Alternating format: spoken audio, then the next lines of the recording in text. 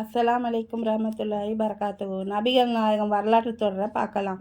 வந்தவர் பார்வையற்றதாக இருந்ததால் நபிகள் நாயகம் ஸல்லல்லாஹு அலைஹி வஸல்லம் அவர்கள் முகம் சுளித்ததை அவரால் அறிந்து கொண்டிருக்க முடியாது. அவரை அலட்சியம் செய்ததையும் அவரால் புரிந்து கொண்டிருக்க முடியாது. நாம் கூறியது நபிகளாரின் காதில் விழவில்லை என்றுதான் கருதி கொள்வார். நபிகள் நாயகம் ஸல்லல்லாஹு அலைஹி வஸல்லம் அவர்கள் முகம் சுளித்ததும் கடுகடுப்படைந்ததும் அவர்களுக்கு மட்டுமே தெரிந்த விஷயமாகும். இது எப்படி நமக்கும் உலகத்துக்கும் தெரிய வருகிறது என்றால், நபிகள் நாயகம் ஸல்லல்லாஹு அலைஹி வஸல்லம் அவர்கள் தாமாக முன்வந்து கூறியதன் காரணமாகவே தெரிய வருகின்றது. என் இறைவன் அல்லாஹ் எனது போக்கை கண்டித்து விட்டான். நான் முகம் சுளித்ததையும் அலட்சியம் செய்ததையும் இறைவன் தவறென அறிவித்து விட்டான் என்று மக்கள் மன்றத்தில் அறிவிக்கிறார்கள். 80வது அத்தியாயத்தில் பதிவு செய்யப்பட்டு உலகம் உள்ளளவும் அறிவித்துக் கொண்டிருக்கிறது. தாம் ஒரு மனிதர் என்ற முறையில் தம்மிடம் தவறுகள் ஏற்படும் என்பதை எந்த நேரத்திலும் அவர்கள் மறுத்ததில்லை, மறைத்ததும் இல்லை என்பதை இச்சம்பவம் உணர்த்துகிறது.